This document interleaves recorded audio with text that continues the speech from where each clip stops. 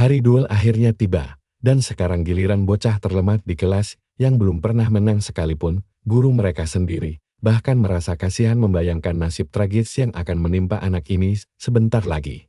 Lawannya adalah seorang gadis yang langsung mencabut pedang sihir raksasa sampai membuat semua orang melongo. Ukuran segitu sih jelas bikin merinding. Begitu si anak laki-laki mengeluarkan senjatanya, si gadis langsung menyerang habis-habisan. Tapi anehnya tidak ada satupun serangan yang kena. Saat dia mencoba menyerang lebih cepat, si bocah dengan santainya menangkap tebasan itu pakai tangan kosong. Jelas saja semua orang langsung shock berat. Karena emosi, dia mengubah pedangnya menjadi pedang sihir raksasa dengan kekuatan penuh. Mizukami mencoba bertahan, tapi senjatanya malah hancur berkeping-keping hingga dia tidak punya pertahanan lagi. Asap membubung tinggi dan semua orang mengira dia sudah tamat. Tapi kalian harus lihat ini, dia masih berdiri kokoh memegang pedang dengan tangan kosong. Saat dia mematahkan senjata itu menjadi dua bagian, gurunya pun langsung panik karena kehilangan akal sehatnya. Nama aslinya Mizukami, tapi jiwa di dalam tubuhnya adalah Danterio, sang Raja Iblis Agung. Jadi begini, beberapa tahun lalu perang surgawi sempat pecah di bumi. Manusia meminta bantuan para malaikat, tapi ternyata merekalah yang sebenarnya menjajah dunia kita. Di saat semua orang melarikan diri, hanya satu orang yang berani bertahan, yaitu ksatria suci bernama Gen. Malaikat itu tertawa mengejek, lalu melepaskan kekuatan yang sangat mengerikan. Karena para dewa tidak kunjung datang menyelamatkan mereka, umat manusia akhirnya terpaksa meminta bantuan kepada sang Raja Iblis, Danterio. Berkat aliansi dengan manusia, Danterio langsung bertarung habis-habisan untuk menumbangkan malaikat raksasa itu. Dia menebas makhluk itu berkali-kali, tapi si bajingan selalu beregenerasi kembali. Pertempuran sengit terjadi berjam-jam sampai si malaikat melepaskan serangan pamungkas gila yang hampir meratakan seluruh peta. Beruntung, berkat perisai sihir sang Raja Iblis, semua orang berhasil selamat. Gen sadar kalau sang Raja Iblis mulai kewalahan menahan serangan dan ingin sekali membantunya. Tapi ini adalah pertarungan para dewa, dan dia bahkan tidak bisa menggores makhluk itu. Disinilah Danterio terpaksa memakai kekuatan rahasianya. Dia menoleh dan berkata kepada Gen bahwa bertarung bersamanya adalah sebuah kehormatan. Sang Raja Iblis mengaktifkan sihir di dadanya hingga bersinar sangat terang, lalu melenyapkan dirinya sendiri bersama malaikat itu dari peta, menyisakan manusia yang bertahan hidup. Saat terjatuh ke dalam kehampaan, tiba-tiba saja dia terbangun di dalam tubuh seorang manusia. Ketika melihat dirinya sendiri, dia sadar sihirnya berhasil dan dia terlahir kembali di kehidupan yang baru. Keesokan harinya, dia baru tahu kalau dirinya merasuki tubuh Mizukami, seorang murid di Akademi Pasukan Penakluk. Dia juga menyadari dunia sekarang sangat damai tanpa invasi malaikat, yang berarti aksi bunuh dirinya kemarin berhasil total. Saat sedang jalan-jalan di kota, dia melihat beberapa berandalan memukuli seorang anak dan langsung menyelamatkannya. Boleh juga nih, Raja Iblis yang baik hati. Padahal dulu, kelompok pembuli yang sama ini sering sekali menyiksa Mizukami yang asli. Sekarang, melihatnya sok menjadi pahlawan, mereka langsung tertawa terbahak-bahak. Si ketua geng meluncurkan sihir langsung ke arahnya, tapi dia menangkis serangan itu hanya dengan satu jari saja. Mereka semua langsung melongo keheranan. Tiba-tiba, seorang murid bernama Asahi Sakurada datang membawa dua senjata raksasa untuk melindunginya. Tapi sang Raja Iblis menyuruhnya santai saja, karena dia bisa mengatasi para pecundang ini sendirian. Ketua mereka mencoba melayangkan pukulan, tapi si karakter utama dengan santainya menghindar sambil tertawa, lalu mementalkannya sampai terbang jauh. Merasa dipermalukan di depan umum, pria itu murka dan merapalkan sihir untuk mempercepat gerakannya. Tapi karakter utama kita langsung mengaktifkan sihir kegelapan dan menghantam perutnya dengan keras. Menghajar pembuli tanpa keringat sedikit pun, membuat orang-orang heran bagaimana Mizukami bisa menjadi sekuat ini. Sisa anggota geng lainnya langsung kabur terbirit-birit karena ketakutan. Sementara si gadis hanya berdiri terpaku sambil bertanya dari mana dia mendapatkan lingkaran sihir sekuat itu. Dia menjawab jujur bahwa dirinya adalah Danterio sang Raja Iblis. Tapi tentu saja Asahi tidak percaya begitu saja. Namun saat Danterio menatap wajahnya lebih dekat, dia langsung mengenalinya sebagai Gen. Sementara itu, ada sesosok malaikat yang diam-diam mengamati mereka dari kejauhan. Bulu-bulu mulai berjatuhan dari langit. Saat karakter utama mendongak, malaikat itu sudah pergi. Adegan pun berpindah ke sekolah pelatihan pembasmi malaikat. Para pemuda berbakat dari seluruh penjuru negeri berkumpul di sana untuk belajar membasmi malaikat menggunakan kemampuan mereka. Tampak sekelompok murid sedang berkumpul di dalam aula olahraga. Sang pelatih menjelaskan bahwa mesin ini akan mengukur kekuatan fisik mereka dan hasilnya sangat menentukan untuk bisa masuk ke tim pembasmi malaikat. Asahi memperhatikan si karakter utama dan berharap rahasianya tidak terbongkar. Tiba-tiba, sebuah tangan mencengkeram erat pundaknya. Yamazaki mendorongnya kasar sambil berteriak ingin menjadi orang pertama yang diuji. Dia menatap sinis ke arah karakter utama kita, lalu naik ke atas platform dan mulai mengerahkan kekuatannya. Layar mesin menunjukkan angka 1006. Semua orang sangat kagum karena dia berhasil menembus 4 digit, mengingat selain Asahi belum ada yang bisa melakukannya. Yamazaki tampak kelelahan, sementara sang Raja Iblis merasa kekuatan anak itu sangatlah lemah. Mungkin itu sebabnya dunia sekarang bisa begitu damai. Yamazaki kemudian memberi isyarat menantang yang hanya dibalas dengan senyuman santai. Karakter utama kita mengangkat tangan dan mengajukan diri untuk maju berikutnya. Murid-murid lain merasa heran karena dia baru saja keluar dari rumah sakit. Jadi rasanya mustahil bisa melampaui angka 4 digit. Saat melangkah naik ke platform, dan trio merasa mesin pengukur kekuatan ini cukup menarik karena dia belum pernah melihat benda canggih seperti ini di masa lalu. Si pembuli mengejeknya, apakah ini kelas sejarah? Karena dia hanya pintar belajar. Membuat Mizukami tampak agak gelisah. Sebuah kilas balik muncul, memperlihatkan dia sedang belajar di perpustakaan. Anak itu kesulitan memahami isi buku, sampai dia mendengar suara seorang ibu yang sedang berbicara hangat dengan putranya. Saat menoleh ke samping, dia langsung teringat mendiang ibunya. Ketika melihat kebahagiaan anak itu, seketika suasana perpustakaan menjadi sunyi, dan perlahan air mata mulai menetes membasahi pipi karakter utama kita. Kembali ke masa sekarang, Mizukami berkata kepada si pembuli bahwa dia tidak akan pernah mengerti perasaan seseorang yang harus berjuang sendirian tanpa ada satupun tempat bersandar. Begitu dia melangkah ke atas platform, aura iblis yang pekat langsung memenuhi ruangan. Anehnya mesin itu sempat tidak merespon sama sekali. Semua penonton dibuat heran, sebelum akhirnya angka di layar melesat naik dengan sangat liar. Si pembuli berteriak menuduh mesinnya rusak. Seorang gadis merasa aneh, karena dia mengumpulkan energi sebesar itu dalam 1 detik saja. Sang pelatih menyuruhnya mengulang karena mengira alatnya bermasalah.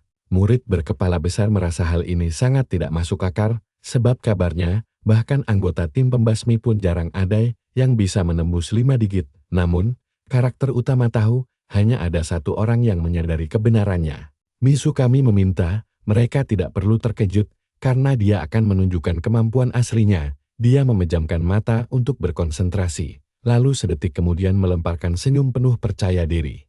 Angka di layar terus meroket tinggi, membuat seisi ruangan benar-benar tercengang. Si pembuli masih saja berteriak menuduh mesinnya rusak, sedangkan Asahi yakin alat itu normal. Karakter utama sadar kekuatannya terlalu besar, hingga tak ada yang bisa merasakannya. Daya hancur sihirnya yang luar biasa membuat mesin itu macet dan langsung meledak hancur di belakangnya. Coba lihat tampang mereka benar-benar tidak percaya saat cowok tangguh kita berujar kalau mainan ini terlalu ringkih. Para murid hanya bisa memasang wajah cengeng bagaikan kentang rebus. Sang pelatih berteriak bahwa ujian hari ini dibatalkan dan menyuruh semuanya menunggu selagi dia menghubungi pihak pusat. Tiba-tiba saja, jam tangan pintar mereka berbunyi memberi peringatan bahwa seekor malaikat baru saja muncul di kota dan meminta bantuan seluruh murid. Mereka semua ketakutan setengah mati dan meragukan kebenaran berita tersebut. Yamazaki malah bersorak gembira karena akhirnya bisa terjun ke medan tempur yang sesungguhnya. Sementara si gadis tampak sangat cemas, Mizukami justru terlihat begitu tenang di tengah suasana jalanan kota yang sunyi. Seorang anak kecil sedang berjalan bersama ibunya saat sesuatu menarik perhatiannya. Dia langsung menyadari ada sesosok malaikat tepat di atas mereka. Sang ibu menoleh ke belakang dengan tidak percaya. Tapi makhluk itu sudah telanjur menerkam kepala anaknya. Makhluk mengerikan itu bersiap menyantap mangsanya. Namun mendadak sebuah hantaman energi sihir melesat cepat dan menghantamnya telak. Dan ternyata pelaku penyerangan itu adalah si pembuli yang tadi pamer kekuatan. Begitu asap menipis, si malaikat melompat menyerang Yamazaki hingga membuat si pembuli terjatuh telentang karena ketakutan. Saat menatap ke atas, dia melihat serangan itu menghancurkan pilar beton di belakangnya.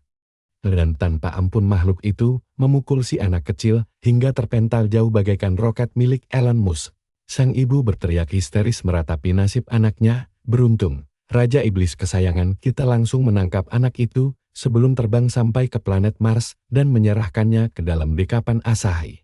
Dia mengepalkan tinjunya, lalu berkata, kalau inilah saatnya menguji tubuh barunya ini, sementara si monster malah menggigit dirinya sendiri karena geram sambil tersenyum licik.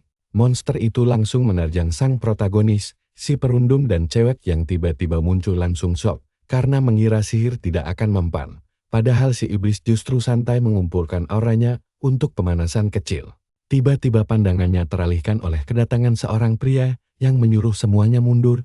Dia adalah Makoto Saito, sang pemimpin pasukan pemusnahan kedua yang sangat dihormati. Si cewek aneh berseru, kalau sang pemimpin akhirnya tiba. Si iblis kecil menyadari kalau pria ini adalah kesatria dari era dahulu, dan Tario pun penasaran sekuat apa tubuh itu. Tiba-tiba Saito membuka sistem dan mengumumkan kalau bantuan akan segera tiba, namun dari belakang, si cewek Airbag berteriak ingin ikut bertarung. Saito pun mencabut pistolnya dan meminta bantuannya untuk mengalihkan monster itu terlebih dahulu. Pistol itu mulai mengumpulkan energi lalu menembak, tapi si monster dengan lincah menghindar, layaknya adegan film Matrix. Dia pun mundur untuk mengatur posisi kembali. Mizukami terus menganalisis pergerakan monster itu, sementara Asahi langsung mencabut pedangnya dan menebas sekuat tenaga, namun tebasan itu ditahan hanya dengan satu tangan, membuat Asahi sangat kebingungan. Memanfaatkan celah itu, Saito langsung merangsak maju dan menebas bahu monster itu hingga terluka parah. Dia menendang wajah makhluk itu, lalu bersalto saat Asahi mencabut pistol Glock miliknya untuk menembak. Pelurunya malah memantul seperti di kartun Illumi Toons, hingga membuat makhluk itu murka. Cewek itu menatap senjatanya, dia lupa kalau monster ini memakai pelindung level 3 yang sangat tebal. Pria itu mulai panik, karena tahu butuh minimal 3 orang untuk melenyapkan sesosok malaikat. Saat dia menjelaskan hal itu, si monster melompat menyerang. Untungnya jagoan kita, Sigma, langsung datang menahannya. Mereka bisa bernapas lega, karena barusan itu sangat dekat. Sang protagonis pun menatap tajam monster itu dengan sangat dingin. Si monster terkejut, lalu segera melompat mundur untuk menjaga jarak. Mizukami berkata dia datang membantu, karena mereka tampak kesulitan. Saito menyuruhnya segera mundur, tapi si cewek Airbag yakin bocah ini bisa membantu. Pria itu heran melihat sang protagonis, yang tampak sangat percaya diri. Saito akhirnya setuju asalkan bocah itu hanya memberikan dukungan dari belakang saja. Mizukami mengangguk tanda mengerti, tapi sedetik kemudian, dia justru melangkah maju. Siapa sangka kalau malaikat ini ternyata bisa bicara. Dia menyuruh si bocah untuk segera pergi dari sana. Namun sebuah pukulan uppercut ala Logan Paul mendarat telak di dagunya, hingga membuatnya terpental ke udara. Pemimpin tim dan gadis itu kebingungan sementara si monster kini terkapar layaknya kecoak penyat. Saat Saito menoleh ke belakang, dia melihat iblis kita meluncurkan tendangan dahsyat seperti Sanji dari One Piece sambil mengarahkan jarinya ke bawah. Melepaskan tembakan energi besar layaknya jurus di Dragon Ball, dia lalu berpindah tempat ke sisi timnya. Saito hendak bertanya, namun Mizukami memotongnya agar tidak mengobrol dan tetap waspada. Si monster murka, lalu melompat tinggi ke udara. Makhluk itu membuka kedua tangannya, lalu menembakkan 2 serangan dahsyat ke arah mereka. Sang pemimpin segera merentangkan tangannya demi memasang tameng pelindung bersama Asahi. Si cewek aneh merasa harus membantu juga. Jadi dia ikut memperkuat tameng itu. Ledakan dahsyat pun terjadi. Beruntung serangan itu berhasil ditahan oleh tameng pelindung mereka.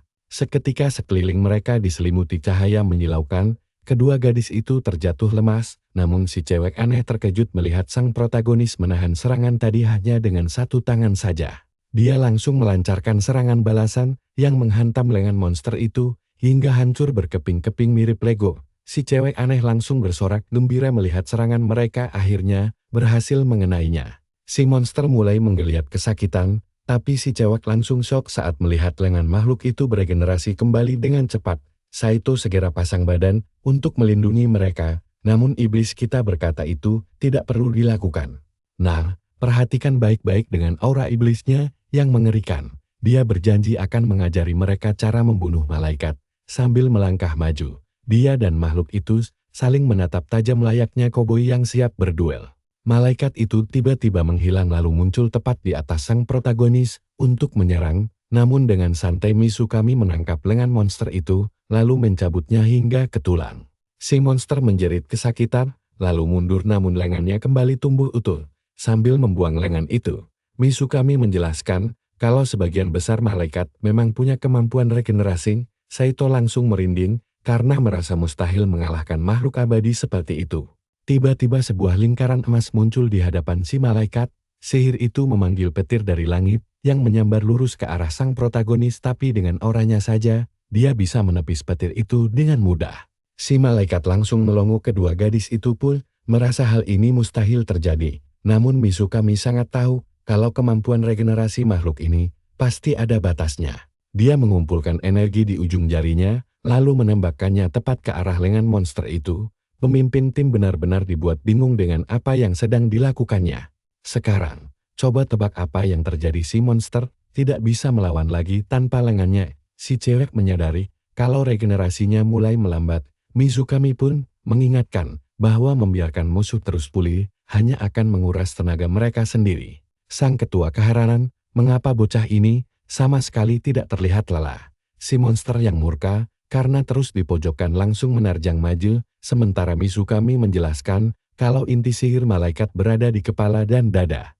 Dia mencengkeram erat kepala monster itu, lalu menembus dadanya hanya dengan satu tangan. Dia meremasnya sekuat tenaga hingga kepala makhluk itu hancur meledak. Setelah monster itu musnah tak berbekas, dia berucap kalau kita menghancurkan kedua titik vital tersebut secara bersamaan, maka mereka tidak akan pernah bisa bangkit lagi. Sambil tersenyum mengerikan, dia berkata, kalau kelas hari ini telah selesai. Semua orang merinding ketakutan terutama si perundung. Para gadis merasa itu terlihat sangat mudah, sedangkan Saito heran, mengapa pertarungan ini terasa gampang baginya. Sang pemimpin bergumam, kalau rahasia itu hanya diketahui oleh 5 petarung kelas dunia. Si perundung menuduh Mizukami memakai cat, karena mustahil dia bisa sekuat itu dalam waktu singkat. Saito berterima kasih karena telah diselamatkan lalu bertanya, apakah dia penduduk asli sini? Jagoan kita menjawab, kalau dia adalah sang Raja Iblis dan trio. Saito tentu bingung bagaimana bocah sekurus ini bisa menjadi Raja Iblis. Mengabaikan keheranannya, Saito mengaku senang bisa bertarung bersama sang Raja Iblis. Si cewek aneh merasa luar biasa karena mendapat pujian langsung dari anggota pasukan pemusnahan itu. Dan lihatlah calon pacar sang protagonis langsung terbakar api cemburu. Si cewek aneh memanggil Mizukami dan bertanya bagaimana dia bisa tiba-tiba menjadi sangat kuat padahal dulunya dia juga seorang pecundang sepertinya. Dari jauh, dia bertanya apa maksud ucapan itu. Tiba-tiba mereka bertiga menatapnya dengan serius lalu Mizukami menjawab kalau dia bangkit menjadi sang Raja Iblis. Si cewek aneh girang mendengarnya, sementara yang lain hanya melongo kebingungan. Sang protagonis pun memegang dagunya, lalu mulai mengaktifkan sebuah kemampuan matanya. Setelah menganalisis tubuh gadis itu, dia memujinya sangat berbakat dasar iblis nakal. Si cewek pun tersipu senang mendengarnya. Namun, saat Mizukami hendak berbicara dia mendadak merinding, dan langsung menyuruh Asahi segera menjauh dari sana. Tiba-tiba sebuah tangan mencengkeram leher gadis itu, lalu melemparkannya hingga jauh. Dengan cepat Mizukami kembali mengaktifkan jarinya, dan meluncurkan serangan telak tepat di dagu sang monster. Monster itu merasakan dampaknya, lalu segera berbalik menatap sang protagonis, sambil memasang kuda-kuda bertarung dia mengusap wajahnya, yang dengan cepat beregenerasi kembali, secara sempurna. Si cewek airbag mengaku sama sekali tidak merasakan hawa keberadaan makhluk itu. Tiba-tiba monster itu menghilang dan muncul, di belakang sang protagonis layaknya Shinigami dari di Eta NOTE. Sang protagonis menoleh ke belakang lalu meninju si malaikat Pinocchio hingga terpental jauh. Makhluk itu berguling, tapi segera bangkit kembali. Mizukami terkejut karena monster ini memiliki kemampuan teleportasi ruang waktu yang belum pernah dia lihat sebelumnya. Sambil tersenyum lebar seperti orang gila, dia merasa hal ini sangat menarik. Selagi si malaikat Pinocchio menatapnya dia mengaku sudah tidak sabar untuk membedah tubuh baru itu. Si cewek airbag kaget setengah mati pas malaikat kedua tiba-tiba muncul, dan si ketua bilang ini gak wajar. Setelah memeriksa sistem, Asahi memastikan kalau jenis ini belum pernah terdeteksi sebelumnya dan yakin ini trik baru.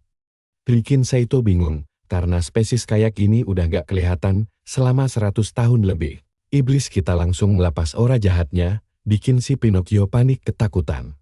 Malaikat Pinocchio itu menoleh dan melihat dua cowok krempeng di dekatnya sambil tersenyum lebar. Dia menghilang dari pandangan Mizukami, lalu menerjang ke arah bocah-bocah krempeng itu dengan mulut menganga lebar, siap menelan mereka bulat-bulat.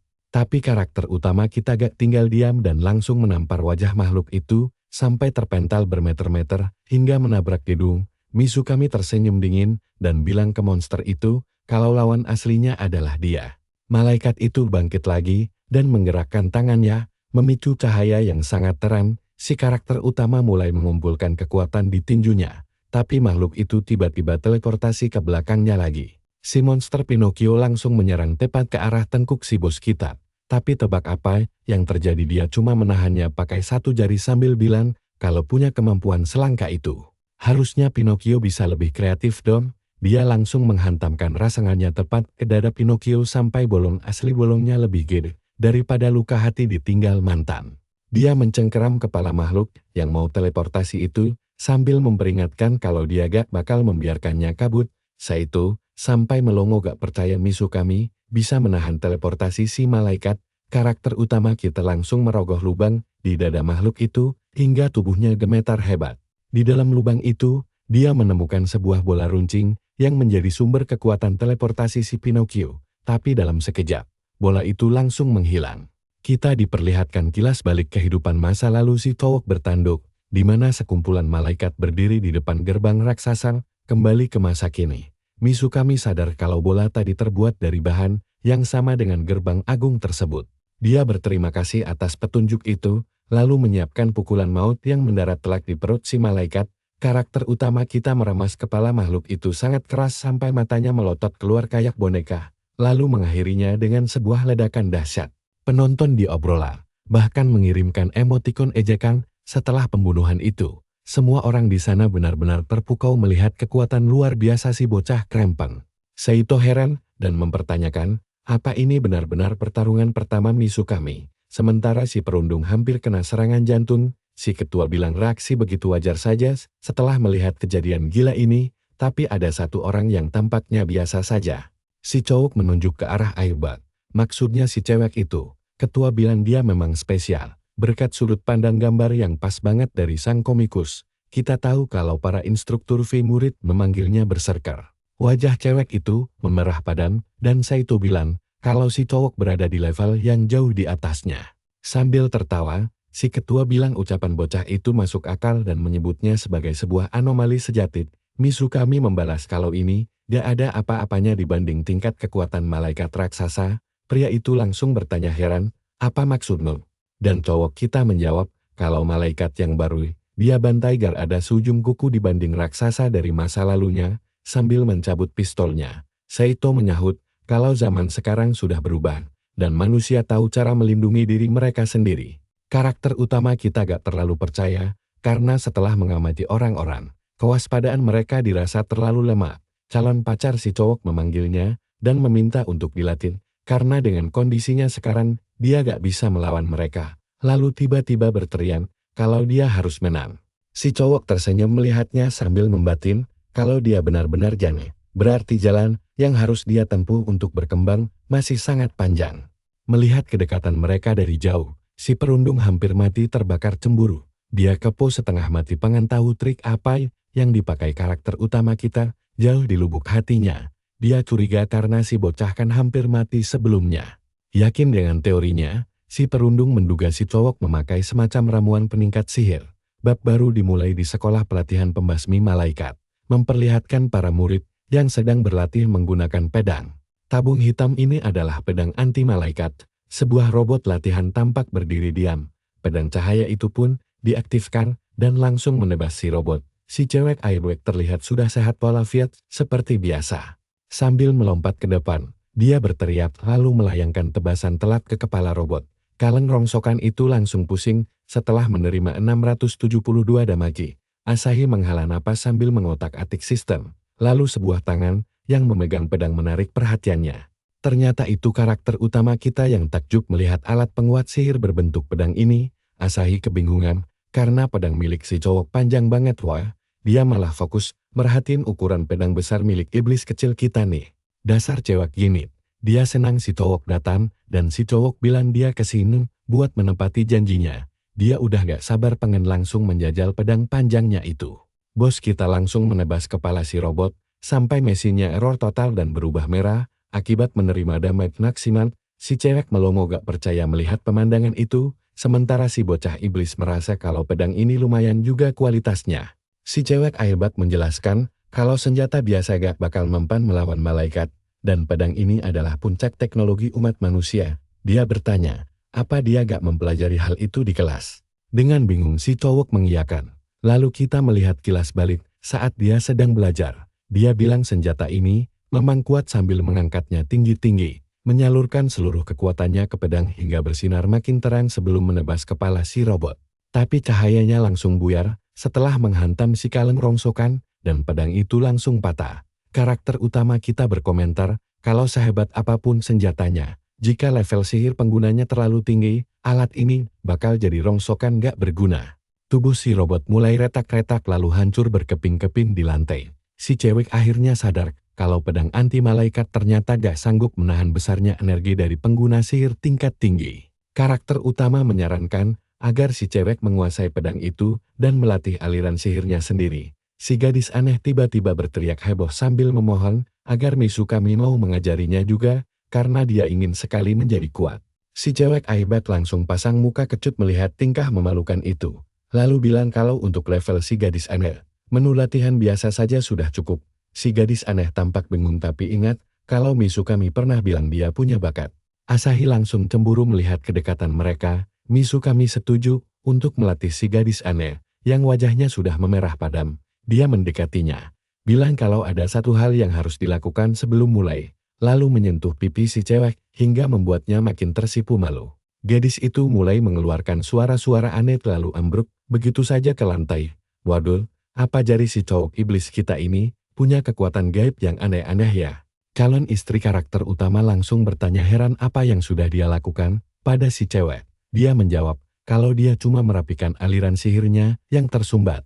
Gadis itu masih terengah-engah, sementara si iblis kecil melangkah pergi, mengambil pedang, lalu melemparkannya ke pangkuan si cewek.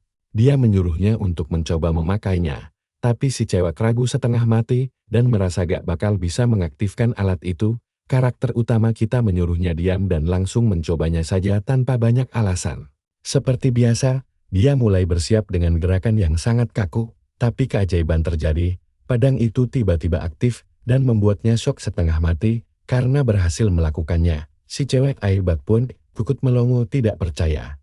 Si gadis aneh bilang kalau di antara murid lain, sebelumnya cuma Asahi yang bisa mengaktifkan pedang itu. Si cowok menyuruhnya mencoba menebas boneka latihan. Dia bersiap dan berhasil menebas kepalanya, menghasilkan 112 damage. Dia senang bukan main, dan karakter utama kita langsung memberikan jempol tanda setuju, jauh di lubuk hatinya. Asahi tahu, kalau sejak pertama kali belajar, dia gak pernah bisa melakukan hal sehebat itu. Dia pun langsung merengek meminta si cowok melatihnya juga.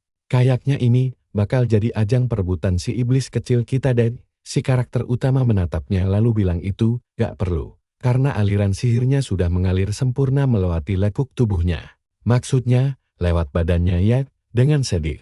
Dia bertanya apa itu, artinya dia gak bisa jadi lebih kuat lagi, sambil pasang muka ngenes. Mirip banget kayak kalian pas habis ditolak gebetan. Tapi si iblis kecil menenangkan, kalau dia gak butuh metode yang sama, karena sudah menyiapkan menu latihan khusus untuknya. Wah, pinter banget nih modus si Aban. Asahi yang kebingungan, langsung bertanya, menu apa maksudnya? Si cowok malah menyuruhnya mengerahkan kekuatan sihirnya, sampai batas maksimal. Agak curiga, si cewek mengiyakan, dan mulai mengeluarkan sihirnya secara ekstrem. Tiba-tiba saja, si karakter utama menaruh tangannya di atas kepala si cewek layaknya seorang pendeta yang sedang meruqyah. Si gadis aneh kaget melihatnya, tapi rasa cemburu langsung menyelimuti dirinya. Si karakter utama tampak menyerap seluruh energi sihirnya, sampai dia lemas tak berdaya hingga tersungkur ke tanah. Dia mengeluh gak bisa bergerak, dan sistem memberi peringatan kalau sihirnya sudah habis total.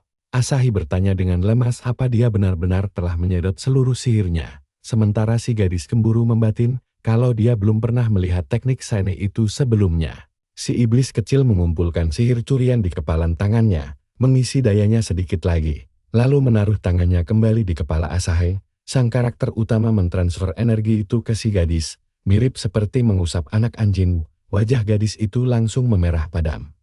Dia pun bertanya bagaimana sekarang. Sambil terengah-engah, dia bilang sihirnya sudah terisi penuh lagi. Si aneh berkomentar, kalau menyerap dan mentransfer sihir itu melanggar teori dasar. Tapi Mizukami malah heran teori salah mana yang dia maksud. Sementara itu, si gadis bumper masih saja terkapar lemas di lantai, sambil mengangkat tangannya. Dia bilang mau melakukannya lagi. Asahi menatapnya tidak percaya. Mirip seperti saya, saat selesai angkat beban dan baru sadar masih harus kardio. Dia menjelaskan, kalau menguras dan memulihkan sihir berulang kali justru memperbesar kapasitas kekuatannya. Gadis itu pun bertanya apa dia beneran serius. Si aneh memperingatkan, kalau mengurasnya berkali-kali bisa fatal, makanya teknik ini sangat terlarang. Tapi cowok maskulin kita malah balik bertanya, apa orang-orang beneran percaya omong kosong itu? Soalnya dia selalu latihan begitu. Dia menatap Asahi dan merayu jadi, manis, mau lanjut atau menyerah? Wajahnya memerah dan langsung menerima tantangan itu, membuat si bos besar senang. Dia berkata kalau begitu, ayo kita ulangi proses ini 100 kali setiap hari. Detik itu juga dia langsung menyesal. Mizukami bertanya apa dia siap, dan dengan canggung, dia mengiyakan, sebelum akhirnya roboh ke lantai dengan posisi pantat menungging tinggi. Tangannya bergerak lagi dan kekuatan gadis itu langsung pulih. Proses absurd ini terus berlanjut sampai 3 jam berlalu, hingga posisinya berakhir sangat menguntungkan bagi penonton. Terima kasih banyak kepada sang kreator gambar. Si pemuda bilang itu sudah putaran ke-20 dan merasa hasilnya lumayan buat hari pertama. Dia menoleh ke si gadis aneh, lalu bertanya, apa dia pernah mencoba metode latihan ekstrem seperti ini sebelumnya? Dia menjawab bahkan dalam tes anggota reguler pun, metode sekonyol ini belum pernah ada. Mizukami manggut-manggut. Tapi dia penasaran organisasi macam apa sebenarnya tim pembasmi malaikat itu. Sambil tersipu malu, si gadis aneh mulai menjelaskan semuanya. Ujian sihir diadakan di seluruh negeri. Lalu murid-murid berbakat akan dikumpulkan di sekolah pelatihan khusus. Jika nilai mereka mencukupi, mereka akan dimasukkan ke salah satu dari 5 tim pembasmi malaikat terbaik di dunia. Anggota reguler di Jepang sendiri hanya berkisar sekitar 100 orang. Mizukami merasa jumlah itu sangat sedikit. Dari sekolah yang hanya menerima maksimal 100 murid per tahun, memang cuma segelintir saja yang bisa lolos. Dia bilang pekerjaan ini sangat diminati karena gaji dan fasilitasnya luar biasa. Dalam hati, si iblis penasaran sehebat apa level para elit itu sebenarnya. Dia harus tahu, karena keanehan terkurasnya energi pedang sihir hebat itu dan kemunculan jenis baru ini sangat mirip dengan peristiwa bertahun-tahun lalu saat para malaikat pertama kali menyerang bumi. Dia sadar harus memperbanyak kawan kuat di sisinya, karena tidak boleh mengulangi kesalahan fatal di masa lalu. Itulah alasan kenapa dia harus turun tangan melatih mereka sekarang. Dia mengumumkan ke para gadis kalau dia akan segera menjadi anggota reguler. Layar beralih ke ruang kelas di pagi hari. Asahi sedang menulis sesuatu, lalu menggerutu kalau Mizukami terlambat. Dia beralasan tadi tidak sengaja berpapasan dengan kepala sekolah. Karena bingung, Asahi menanyakan alasannya. Dengan nada misterius, dia menyahut kalau dia bakal segera paham. Tiba-tiba seorang guru berkumis masuk ke kelas, membuat semua murid langsung berdiri tegak. Sang guru menggebrak mejanya dengan buku catatan dan berteriak lantang kalau ujian praktik anggota reguler akan diadakan minggu depan. Ruangan langsung hening seketika. Para murid gemetaran ketakutan, sementara si gadis aneh merasa ini terlalu mendadak. Guru berkumis itu menjelaskan kalau daftar tanding ini perintah langsung kepala sekolah. Duel pertama mempertemukan Yamasaki melawan si gadis aneh Mizuki. Sedangkan pertandingan kedua adalah pasangan favorit kita, Mizukami melawan Asahi sendiri. Si gadis bumper berbisik menanyakan apa yang telah dia perbuat, dan dia cuma membalas dengan tawa licik. Di ruang kepala sekolah, si protagonis menatap pria berambut panjang yang sedang mengotak-atik sistem komputer di hadapannya. Dia menegaskan kalau dia tidak bisa merekomendasikan si pemuda ke sistem keanggotaan akibat nilai akademiknya yang hancur. Tapi Mizukami menjawab kalau kemampuan tempur aslinya sudah terbukti. Semua aturan itu tidak berlaku lagi. Tapi sang kepala sekolah meremehkannya dan merasa dia tidak sekuat itu. Bahkan nilai bagus pun dianggap tidak menolongnya sama sekali. Padahal si iblis kecil sangat tahu kalau dia hanya perlu memamerkan sedikit kekuatan aslinya agar langsung diakui. Kepala sekolah menatapnya dengan wajah kentang datar dan si pemuda balas melotot. Sambil tersenyum tipis, dia mengeklik layarnya, lalu berkata, jika dia bisa mengalahkan Asahi, barulah itu dipertimbangkan. Coba dengarkan tawaran gila dari Mizukami ini. Dia menuntut rekomendasi pasti jika berhasil menang. Lalu bersumpah akan melatih si gadis aneh agar bisa meratakan Yamazaki sekalian. Tapi kepala sekolah tetap enggan menjanjikan apapun. Sang direktur langsung tertawa terbahak-bahak dan mengejek kalau mereka berdua adalah murid terburuk di sekolah. Bagaimana mungkin bisa menang melawan peringkat 2 teratas? Mizukami pun menaikkan taruhan. Jika kalah, dia siap dikeluarkan seketika. Pria itu langsung menegang dan menanyakan keseriusannya. Si iblis berbisik, kalau sebaiknya Xiaobai menerima saja tawaran ini. Bukankah dia ingin rahasia rawat inapnya di rumah sakit tetap aman terkubur? Pria itu segera mengotak-atik sistemnya hingga muncul peringatan tentang overdosis suatu zat. Sang direktur menopang dagunya dengan tangan, merenungkan baik-baik semua persyaratan gila yang diajukan oleh muridnya tersebut. Setelah berpikir keras, dia memutuskan syarat mutlaknya mereka berdua wajib memenangkan duel masing-masing. Si protagonis langsung melipat tangan dengan santai tanda setuju. Kembali ke kelas, Yamazaki merasa sangat terhina karena dipasangkan dengan murid paling lemah di sana. Sang karakter utama dengan sombong bergumam, kalau menembus tim pembasmi itu perkara sangat mudah.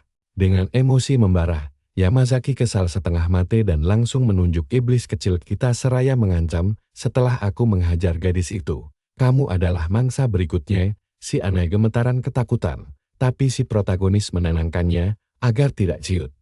Karena latihannya dijamin bakal membuat gadis itu menang mutlak.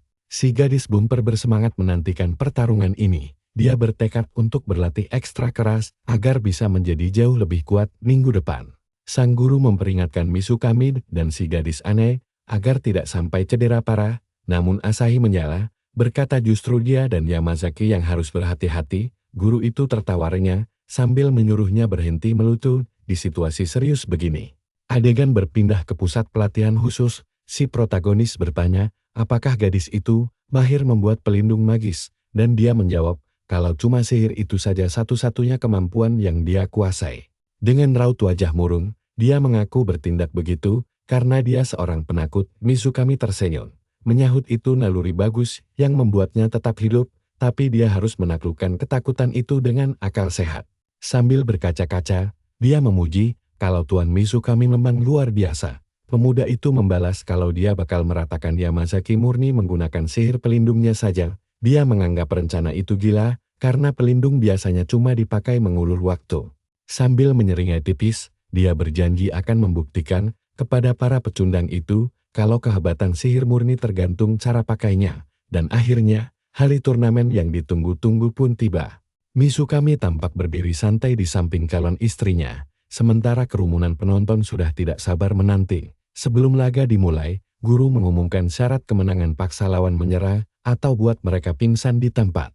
Guru menegaskan kalau dia akan langsung menghentikan duel jika situasi mulai tidak terkendali dan kedua petarung mengangguk paham, bersiaplah, karena babak pembuka yang menegangkan antara Mizuki melawan Yamazaki resmi dimulai sekarang. Yamazaki mulai memusatkan energinya dan berniat mengakhiri duel ini secepat kilat. Sementara si gadis aneh sibuk memasang pelindungnya, ledakan dahsyat langsung mengguncang tengah arena. Si perundung kembali bersiap menyerang, berteriak, kalau penderitaan ini belum selesai. Para penonton berbisik, kalau serangan Yamazaki terlalu brutal. Si pemuda menyuruhnya untuk diam di tempat saja, tapi dengan sigap, gadis itu mengumpulkan sihir di tangannya dan berhasil menghindari hantaman telak. Bola energi menghantam keras ke tengah ring dan langsung terbelah menjadi dua bagian. Yamazaki mengamuk karena perangkapnya gagal total, lalu membombardir si gadis dengan rentetan serangan bertubi-tubi hingga seluruh arena tertutup asap tebal. Si perundung berteriak, kalau kabut asap tidak ada gunanya, lalu menerobos maju. Mizuki memperkuat lapisan pelindungnya hingga memicu ledakan raksasa. Sang guru terperangah syok, namun pandangannya terhalang oleh tebalnya kepulan asap abu-abu. Dia menembakkan sihir dari tangannya, memaksa Yamazaki melompat mundur demi menyelamatkan diri. Si gadis aneh kembali menciptakan pelindung jarak jauh, membuat si pembuli heran kenapa dia memakai teknik aneh seperti itu. Di dalam hati, si gadis berdoa agar trik ini berhasil. Lewat kilas balik, si protagonis menyuruhnya untuk menahan pelindung itu tetap tegak, lalu melipatnya tepat di bagian tengah. Mizuki yang kebingungan memprotes tidak tahu caranya, karena hal itu melanggar hukum sihir. Tapi si protagonis hanya mengangkat satu jarinya, menciptakan pelindung kecil, lalu melipatnya menjadi pesawat kertas untuk meremehkan teorinya. Kembali ke masa sekarang, Mizuki fokus dan bersiap menyerang. Penghalangnya mulai menekuk, membuat si perundung itu benar-benar melongo bingung. Dia mengarahkan pelindung itu ke si pelaku perundungan, yang sama sekali tidak sadar ada satu penghalang lagi di belakangnya. Mizuki menjebaknya dalam formasi segitiga. Si perundung berteriak kalau trik murahan itu tidak akan mempan karena bagian atasnya terbuka. Tapi saat Mizuki mengangkat tangan, sebuah penghalang langsung muncul dari atas dan mengurungnya tanpa sisa. Gadis kantung udara berseru kalau dia terpojok. Si perundung mulai teriak minta bebas, mengeluh duelnya curang dan bersumpah tidak akan pernah menyerah begitu saja. Dia mengaku sihir serangannya memang lemah, tapi dia bisa menipiskan kadar oksigen di dalam. Towok itu menyadari dirinya, tamat sambil mendekat. Mizuki berkata dia sanggup mengurung perundung itu seharian penuh. Sambil terus menyedot oksigen, Mizuki menyatakan kemenangannya. Si perundung jatuh ke tanah, hampir menyerah, karena tidak sudi kalah dari gadis seperti dia. Tapi tiba-tiba Mizuki panik, karena anak nakal itu mengumpulkan energi raksasa sambil berteriak histeris mirip karakter Goku. Kedua tangannya ditempelkan ke penghalang, membuatnya bersinar terang sampai akhirnya meledak hancur. Dengan tatapan haus darah, dia langsung mengingkar Mizuki yang sedang berusaha melarikan diri. Si perundung berteriak kalau duel ini harus berakhir sekarang. Dia mengejar Mizuki sambil menyiapkan serangan mematikan ke arah kepala gadis yang ketakutan itu. Namun, Mizuki tiba-tiba tersenyum, mengeluarkan pedang saber. Lalu mengaktifkannya tepat di depan wajah cowok itu, hingga dia membeku seketika. Gadis itu dengan tenang berkata dia menang. Yamasaki shock melihat dia menggunakan pedang saber tersebut.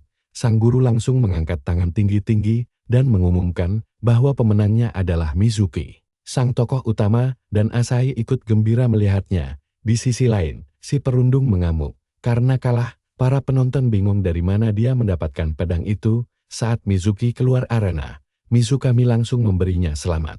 Gadis tangguh itu memeluknya dengan cara yang sangat aneh sebelum ambruk ke meja. Nah, sekarang bersiaplah, karena calon pasangan romantis kita sudah bersiap maju ke tengah arena pertarungan. Penonton di tribun bilang mustahil bagi Mizukami untuk memenangkan duel ini. Temannya langsung menyahut, apakah dia buta? Karena di laga sebelumnya gadis itu berhasil menghabisi Yamazaki dengan mudah. Keduanya saling berhadapan di tengah arena. Asahi tahu dia tidak bisa meremehkan lawannya. Dia menyalakan sabernya, bersiap menunjukkan hasil latihan kerasnya selama ini. Dari kejauhan, sang direktur memuji perkembangannya yang pesat. Sang pelatih mengaku tidak menduga Yamazaki akan kalah, tapi dia yakin Asahi pasti menang. Direktur menyahut kalau dia wajib menang, sebab dia sudah menyiapkan berbagai organisasi besar untuk masa depannya nanti. Mizukami mengangkat tangan, memicu energi biru, lalu membentuknya menjadi tombak panjang. Dia berkata sengaja menahan kekuatannya demi mengimbangi Asahi. Gadis itu berterima kasih atas kebaikannya, lalu bersiap melancarkan serangan. Tebasan itu ditangkisnya dengan santai sambil tersenyum tipis. Penonton langsung melongo terkejut melihat bagaimana Mizukami bisa menahan tebasan itu dengan mudah. Sang tokoh utama mementalkan saber Asahi hingga membuatnya terkejut setengah mati. Asahi mundur beberapa langkah sambil menegaskan duel ini belum selesai. Dia menerjang calon suaminya itu, mengayunkan serangan kuat tepat ke arah tombak pancang Mizukami. Namun, sang tokoh utama menyadari sesuatu saat melihat tangan gadis itu bersinar sangat terang. Tepat saat hendak menebas, tangan Mizukami tiba-tiba mencengkeram pedang sabernya hingga dia kebingungan. VI1 tarikan kuat, Towok itu memutar tubuh Asahi di udara tanpa ampun. Asahi terlempar cukup jauh dari hadapannya. Mizukami bertanya apa yang sebenarnya sedang dia rencanakan. Mendadak, serangan seperti bongkahan es meluncur deras ke arah Asahi. Namun dengan susah payah, dia berhasil menghindar. Menyadari ada bahaya, Asahi buru-buru mengangkat tangan untuk bertahan, tapi dia tetap terkena hantaman langsung. Mizukami mengejeknya terlalu lambat. Dia menambahkan berlari saja tidak akan bisa menang. dan Asahi tahu ucapan itu benar. Sambil tersenyum sinis, Mizukami memprovokasinya, apakah dia ingin menyerah sekarang? Asahi menjawab tidak akan ada trik lagi. Kali ini, dia akan mengerahkan seluruh teknik terkuatnya. Asahi mengalirkan energi ke sabernya sambil berteriak telah mengerahkan semua sihirnya. Cahaya pedang itu mendadak membentuk pola kotak-kotak lalu berubah menjadi pedang raksasa, membuat Mizukami terkejut. Dengan sisa tenaganya, Asahi menebaskan senjata besar itu. Mizukami awalnya bersiap menangkis dengan santai, namun dia langsung panik saat tombak birunya terbelah dua hingga memicu ledakan dahsyat. Seluruh penonton pun dibuat terperangah. Sang direktur bersorak gembira, yakin jika Asahi terus begini, dia akan segera bergabung dengan tim pembasmi dan reputasinya bakal melesat tinggi. Di tengah arena, Asahi terengah-engah kehabisan napas, lalu menyadari sesuatu yang aneh. Tangannya tiba-tiba tidak bisa digerakkan, namun pandangannya masih terhalang oleh kepulan asap tebal. Gila, kalian lihat sendiri asapnya menipis dan Mizukami menahan pedang raksasa itu hanya dengan satu tangan kosong. Asahi yang terpana langsung mencengkeram senjatanya erat-erat selagi penonton bersorak kagum. Asahi memusatkan seluruh sisa energinya untuk mendorong tangan Mizukami. Asahi bersumpah akan membuat cowok itu melepaskan genggamannya bagaimanapun caranya, tetapi sang tokoh utama hanya menanggapinya dengan senyuman kecil. Perlahan, pedang itu mulai hancur berkeping-keping hingga membuatnya kebingungan. Mizukami menjelaskan bahwa energi sihir mereka berdua saling bertabrakan. Saat Asahi memicingkan mata, dia melihat bayangan Dantario dan kilasan memori detik-detik terakhir kebersamaan mereka dulu. Seketika dia menangis dan bertanya, apakah itu benar-benar Dantario? Saat ditanya, apakah dia mengingatnya? Dengan penuh air mata, dia mengiyakan. Asahi kagum karena Dantario berhasil berinkarnasi dengan sempurna. Dantario memintanya menceritakan apa yang terjadi setelah kematiannya. Namun Asahi kesulitan karena tidak ingat apa-apa. Dantario pun mengelus kepalanya, membuat para penonton iri setengah mati. Mizukami memejamkan mata untuk meraba isi ingatannya, dan tampak dikelilingi para malaikat di atas tiang kayu yang terbakar hebat. Saat tersadar kembali, gadis itu menatapnya penuh ketakutan. Dantario menjelaskan bahwa ingatan yang terukir di jiwanya telah disegel. Saat ditanya alasannya, dia mengaku tidak tahu. Namun mereka harus mencari para malaikat misterius itu karena merekalah kunci untuk memulihkan ingatan Jan. Asahi, yang kini mengingat jati dirinya sebagai Jan, setuju untuk menyelidiki kelompok malaikat mencurigakan tersebut. Tiba-tiba sang guru masuk ke arena menanyakan apa yang sedang mereka lakukan. Namun, Asahi justru langsung menyatakan menyerah, membuat guru bingung. Setelah memastikan keputusan bulatnya, sang guru akhirnya mengangkat tangan Mizukami dan mengumumkan kemenangannya. Para penonton di tribun masih melongo, sama sekali tidak paham dengan akhir pertarungan yang mendadak ini. Karena berhasil mengalahkan murid peringkat 1, mereka berdua meninggalkan arena. Asahi berkata, mulai sekarang dia akan memanggilnya Mizukami saja, dan cowok itu mengangguk setuju. Tiba-tiba si gadis aneh menghadang jalan mereka dan menanyakan apa yang sedang terjadi. Asahi menjawab semuanya biasa saja, tapi si gadis curiga ada sesuatu yang disembunyikan. Temannya menunjuk Asahi yang biasanya berlatih dengan tatapan mematikan. Kini terlihat sangat berbeda. Saat Asahi kebingungan, si teman meladar kalau matanya sekarang penuh binar asmara, membuat gadis aibab itu langsung merona merah membantahnya. Namun Mizuki malah berteriak menggoda kalau dia jelas-jelas sedang jatuh cinta. Mizukami tersenyum melihat tingkah mereka, lalu melirik sang direktur yang menahan amarah di kursinya. Saito mendadak muncul dan berniat merekomendasikan Mizukami serta Asahi menjadi anggota resmi. Sang direktur langsung gemetar cemas saat kedoknya terbongkar, karena Saito tahu rencana busuknya memanfaatkan potensi hebat Asahi demi keuntungan pribadi. Pria itu paham direktur ingin menahannya tumbuh perlahan, namun melihat gerak-gerik para malaikat yang semakin aneh belakangan ini, dan dia merasa lebih baik mencegah bencana sebelum terlambat. Sang direktur murka karena Asahi adalah kartu asnya untuk mutasi ke cabang Amerika. Saito menambahkan bahwa naiknya prestasi kedua murid ini justru akan merusak reputasi sang direktur. Berbekal izin dari tim pembasmi, dia bahkan bisa memilih untuk merekrut Mizukami saja tanpa membawa Asahi pergi. Direktur langsung berdiri tak terima, menilai nilai jual Asahi akan anjlok drastis. Dia menantang Saito, mempertanyakan apakah si pecundang Mizukami itu jauh lebih berharga dibanding Asahi. Pria berambut perak itu balik bertanya, apakah direktur menonton duel tadi sambil neran? Membuat pria berkacamata itu makin naik darah. Tiba-tiba Mizukami muncul dan meminta agar Mizuki juga dimasukkan ke daftar rekomendasi. Isaito menyapa bocah kita, lalu bertanya, apakah dia melihat bakat terpendam di sana. Mizukami membenarkannya, sebab dialah sendiri yang akan melatih gadis itu. Nanti, sang ketua memberikan kepercayaan penuh padanya. Hal itu membuat direktur menggabrak kursi karena frustrasi taruhannya telah gagal total. Tak lama kemudian di dekat sekolah, sebuah gerbang besar mendadak terbuka di langit kota dan para malaikat mulai bermunculan di pusat pelatihan tim pembasmi Jepang. Semua orang kini telah berkumpul menghadapi trio pahlawan kita. Saito memperkenalkan mereka dan bilang kalau ini rekrutan baru. Cowok berponi itu menyahut, kalau sampai menerima 3 murid sekaligus, bakat mereka pasti luar biasa banget. Cewek berambut pink bilang jarang-jarang ketua sampai bertindak sejauh ini, dan si poni langsung ingin menyambut mereka. Asahi tersenyum tipis, meratakan jarinya, lalu menantang kalau dia sudah tahu jenis sambutan apa ini. Si cowok berponi menantang Mizukami langsung. Cewek rambut pink mengincar si cewek dada balon, Asahi. Sementara cantik-cantik bilang dia sanggup membereskan mereka bertiga, sekaligus sendirian.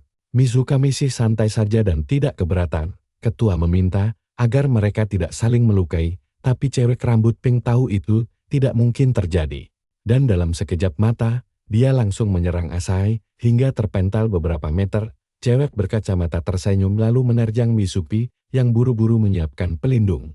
Asahi bangkit sambil tersenyum lalu melompat kembali bertarung, tapi dia malah kaget dan menabrak penghalang Mizuki.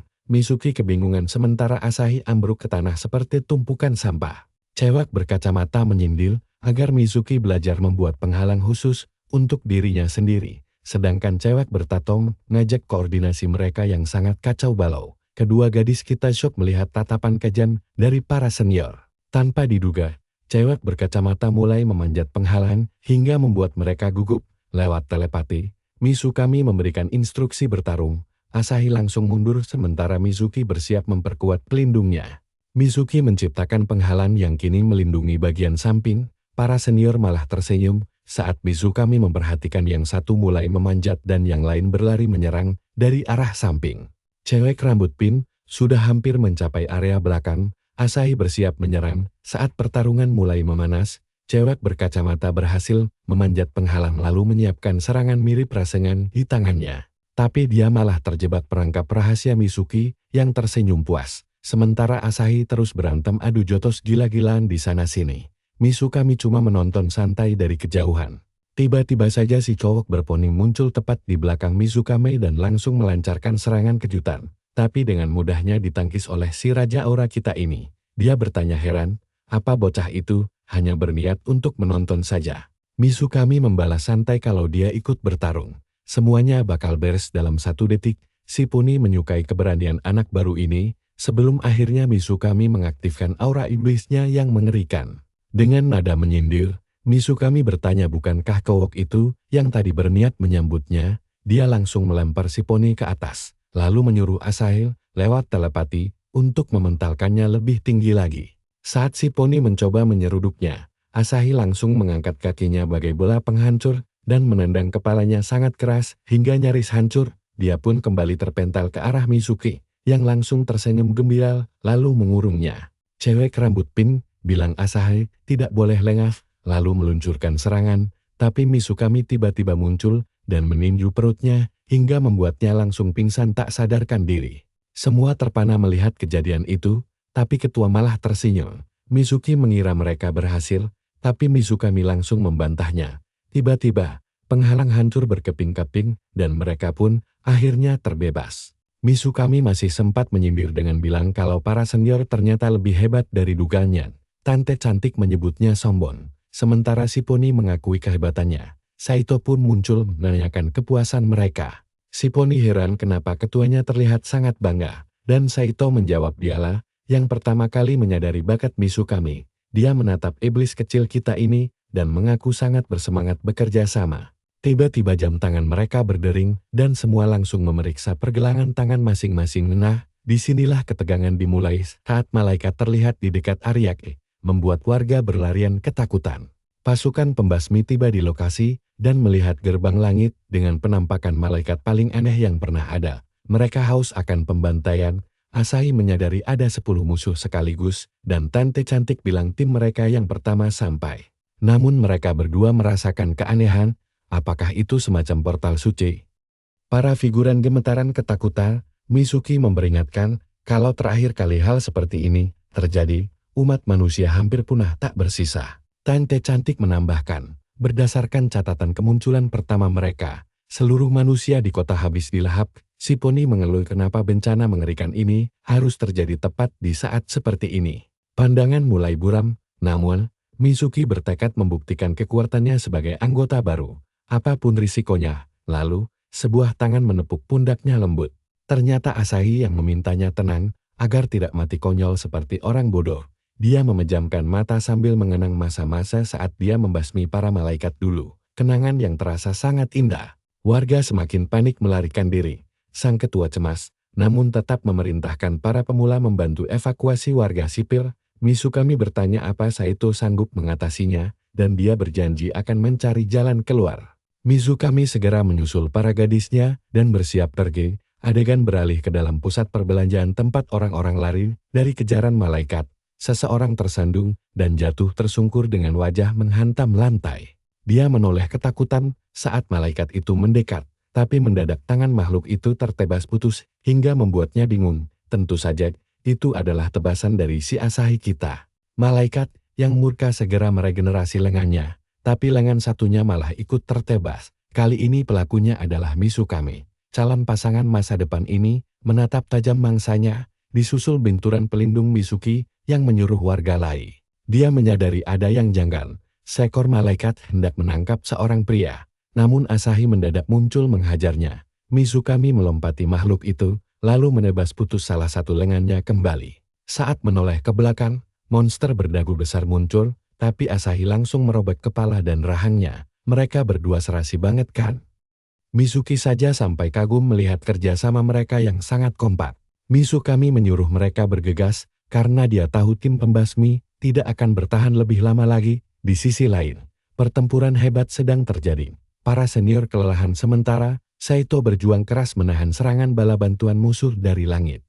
Cewek bertato sok berat, karena jumlah musuh seolah tidak ada habisnya. Saito bersiap mengumpulkan orangnya, lalu melepaskan serangan beruntun yang memicu 2 ledakan dahsyat di udara.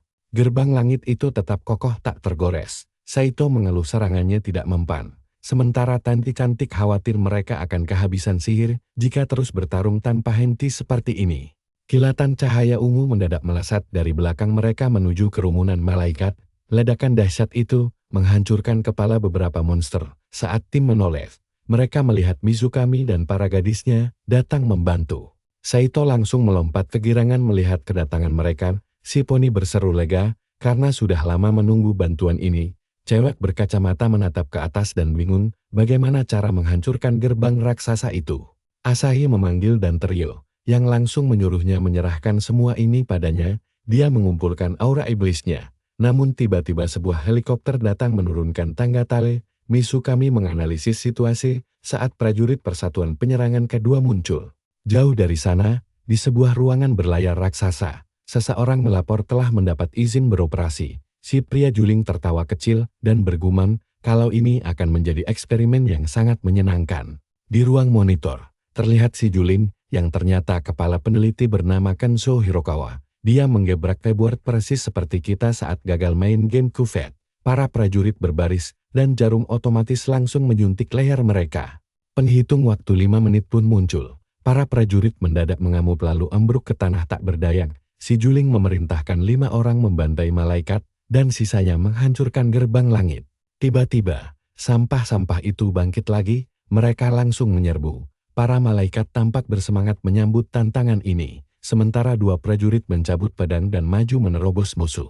Dari atas dia melancarkan serangan, tapi malaikat berhasil menahannya. Dari bawah, Tante Cantik heran melihat kelakuan mereka. Saito menjelaskan rumor tentang serikat peningkatan yang mendongkrak sihir prajurit lewat obat-obatan terlarang. Dia heran apa para atasan benar-benar percaya metode ini bakal berhasil. Prajurit dengan 2 pedang menyerang, lalu menebas tubuh malaikat menjadi 2. mereka mulai melancarkan serangan beruntun hingga memicu rentetan ledakan dahsyat. Malaikat itu mengamuk hebat, terjadilah ledakan raksasa. Misuki bertanya apa mereka berhasil, namun Misukami hanya diam menonton sambil mengumpulkan kekuatan karena gerbang langit kembali terbuka lebar.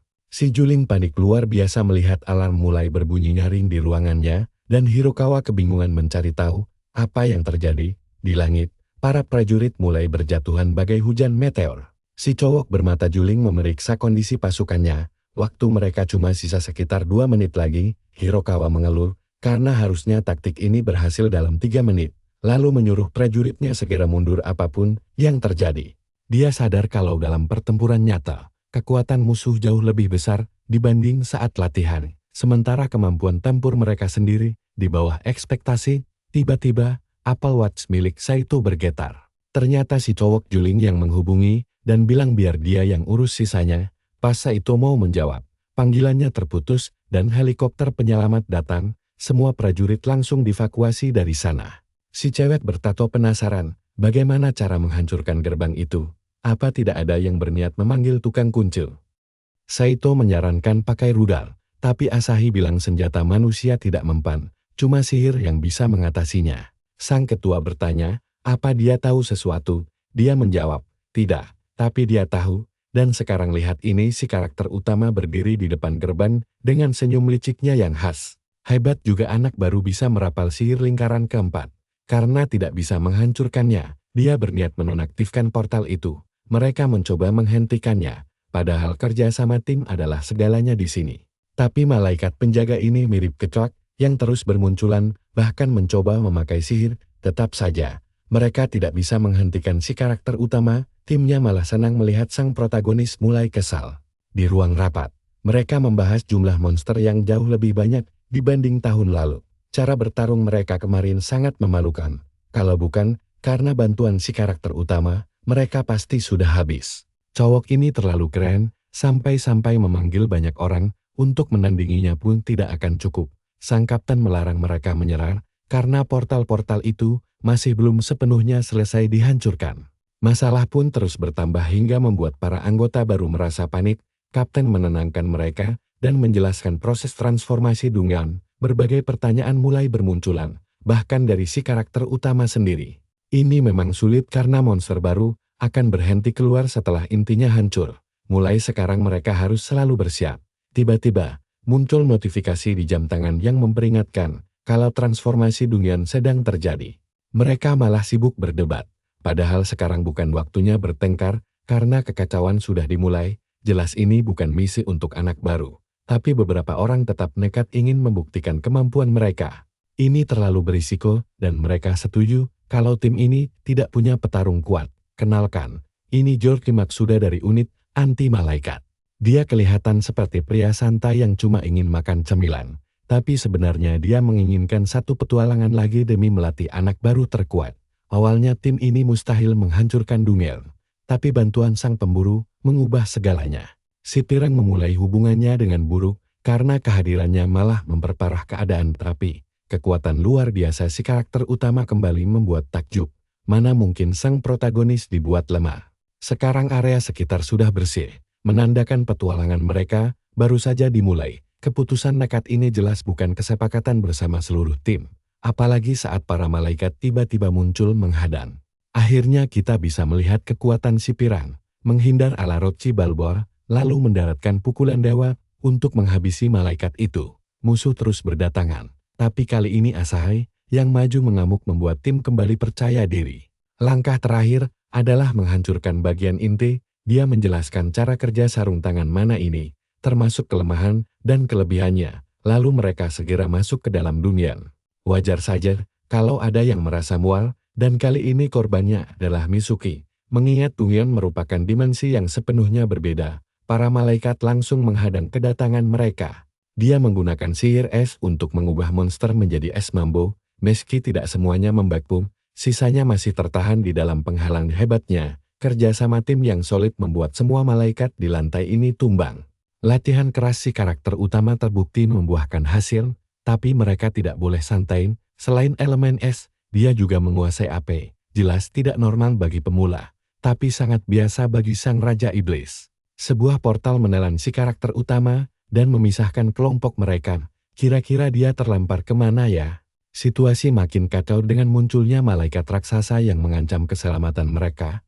Ada 5 musuh biasa, 2 yang bisa teleportasi, ditambah monster mirip Titan dari anime sebelah. Mereka bersiap menyerang agar bisa segera berkumpul kembali dengan Ting. Karakter utama kita mengeluarkan elemen sihir lainnya untuk langsung memusnahkan monster-monster tersebut, lalu menembakkan sihir tambahan hingga membuat sisa musuh kabur ketakutan. Tapi si pirang tidak tinggal diam dan langsung melayangkan pukulan supernya, yang ternyata tidak berefek sama sekali. Tanpa membuang waktu, sang malaikat memukulnya sampai terpental jauh. Di sisi lain, sang protagonis merapal sihir api untuk memusnahkan monster itu. Kekuatannya luar biasa tanpa trik licik apapun. Padahal dia baru saja mengalami overdosis mana. Si pirang akhirnya paham kalau seseorang bisa sekuat ini, murni karena latihan keras. Tingkahnya itu membuatnya terlihat mirip seperti detektif narkoba. Karakter utama mendaratkan serangan telak. Tapi itu bukan masalah besar karena ini cuma bagian dari tugas. Mereka segera menyusun rencana untuk kembali menemui para cewek. Di sana pertarungan sengit sedang berlangsung. Lalu protagonis menembakkan kilatan ungu yang menembus dinding. Sementara itu, anggota tim lainnya terkepung dan berjuang mati-matian untuk bertahan hidup. Jalur serangan itu melewati mereka hingga seluruh tim akhirnya bisa berkumpul kembali. Sambil kelelahan, Asahi langsung berlari memeluk si protagonis. Cukup aneh untuk ukuran teman biasa. Tapi mereka tidak tahu kenangan masa lalu mereka berdua di dalam penglihatan tadi. Tatapan itu membuat Mizuki merinding ketakutan. Mereka penasaran bagaimana dia bisa melacak lokasi ini menggunakan mana. Padahal dia memang sanggup melacak kemana saja. Sungguh mengerikan. Tapi mereka tidak punya waktu untuk santai. Setelah menebas beberapa malaikat lagi, mereka kembali berlari. Suasana mencekam ini terasa persis seperti perang terdahulu yang menyisakan memori kekalahan pahit umat manusia. Akhirnya mereka sampai di bagian inti, namun tidak bisa pergi begitu saja tanpa menghabisi semua musuh. Saat berniat memusnahkan mereka, jalan terhalang oleh pintu besar yang dibuka oleh Sang Beast Titan. Dalam sekejap, monster itu melayangkan pukulan dahsyat yang memicu ledakan besar. Untungnya ada ksatria muda yang sigap melindungi istrinya. Kejadian tak masuk akal ini memicu kembalinya ingatan tentang Sang Raja Iblis ke dalam pikiran Asahi. Di mana rencana mereka adalah saling membantu bahkan saat berhadapan langsung dengan bahaya. Dia sama sekali tidak gemetar, ini gila. Tapi baginya ini adalah ujian terbaik, terutama melawan Sang Beast Angap. Sayangnya, monster itu cuma fokus pada si karakter utama terkuat. Membuat Asahi kesal, karena harusnya mengalahkan monster ini adalah tugas kelompok, bukan dia sendirian. Seluruh tim langsung mencabut senjata mereka untuk menghadapi si raksasa, menghindari serangannya, lalu mendaratkan pukulan es. Dari atas pun serangannya tidak kalah hebat. Mereka sanggup mengimbanginya. Tapi ini baru permulaan, menggunakan teknik kuno dari 600 tahun lalu. Dia mendapatkan tambahan kekuatan yang sangat besar untuk ukuran pemula. Dia langsung menyerang saat musuh mencoba kabur. Meski sempat tertahan sihir es, monster keparat itu masih sanggup bertahan. Sekarang giliran musuh menyerang balik. Walau kerja sama tim mereka sangat hebat, monster itu tetap berhasil menghempaskannya ke dinding dan bersiap memberikan serangan mematikan. Untungnya pahlawan kita muncul. Tatapan matanya menunjukkan kalau dia masih sanggup bertarung, dan kini tibalah saatnya dia beraksi sendirian tanpa melibatkan anggota tim yang lain, persis seperti masa lalu. Sang Raja Iblis dari dunia ini jelas tidak akan kalah dari musuh lemah. Sayangnya, teknik ini kurang efektif jika musuhnya kuat, namun dia tetap berhasil mendaratkan pukulan ala Superman andalannya. Menggunakan jurus andalan si pirang, dia membuat malaikat itu sekarat, tapi pertarungan belum selesai karena musuh mengeluarkan kartu as miliknya, yang untungnya berhasil ditahan oleh perisai milik si protagonis. Musuh mencoba segala cara untuk menyerang si protagonis, namun pergerakannya terkunci oleh jaring mana. Berbekal pedang mana di tangannya, dia menebas sang Titan hingga terbelah dua. Akhirnya dengan ini berhasil mereka taklukkan. Energi negatif pun lenyap seketika, dan para ksatria kita keluar disambut sorak-sorai serta pujian dari sang ketua. Masalahnya, mereka pergi ke sana tanpa izin resmi. Semua orang tahu bagaimana sang protagonis menaklukkan Dungeon sendirian, walau harus menghadapi monster setinggi 10 meter, dan berbagai jenis malaikat. Mereka sukses menyelesaikannya berempat. Unit elit mereka memang tidak pernah merekrut orang lemah. Untungnya mereka semua bisa kembali dengan selamat. Tapi ceritanya belum selesai. Dua anggota tim meminta maaf dan mengakui kalau tanpa latihan keras dari si protagonis, mereka tidak akan sanggup bertahan sejauh ini. Walau begitu, mereka tetap ingin dihukum demi menjaga kedisiplinan, agar tidak menjadi contoh buruk bagi yang lain. Tapi, Sang Raja Iblis tetap bersikap santai, yang sukses membuat seluruh tim merasa kesal.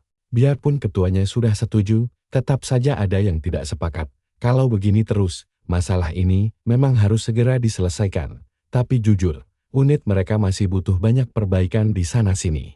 Target mereka sekarang adalah steroid mana ilegal. Karena pabrik ini sudah memproduksi jutaan butir. George langsung menjelaskan rencananya tanpa buang waktu. Padahal harusnya mereka tidak boleh melanggar aturan. Begitu sampai di pabrik, si karakter utama mengeluarkan kartu identitasnya. Entah bagaimana cara George mendapatkannya. Tapi kita semua butuh teman. Sepertinya mereka berdua masuk dan melihat tumpukan pil obat palsu yang membawa memori buruk baginya. Mereka ingin menggunakan mana, tapi detektor di sana sangat sensitif, jadi melacak aliran uangnya jauh lebih mudah. George akhirnya meminta bantuan Mizuki untuk menyelinap masuk ke dalam ruang keamanan utama. Karena gebetannya yang meminta, dia langsung menyanggupinya tanpa ragu. Seorang penjaga sempat mencoba menghalangi mereka, tapi dia langsung dibuat tidur dengan sangat tenang. Kartu ruang keamanan pun berhasil mereka dapatkan.